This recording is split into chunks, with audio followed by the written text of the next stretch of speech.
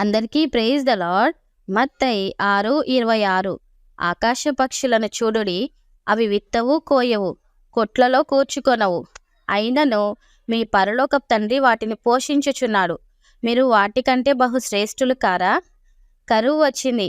ఈ సమయంలో తన పోషణ ఎలా అంటూ ఏలియా ఆలోచించాడో లేదో కానీ దేవుడు మాత్రం ముందుగానే తన పోషణ గురించి ఆలోచించాడు.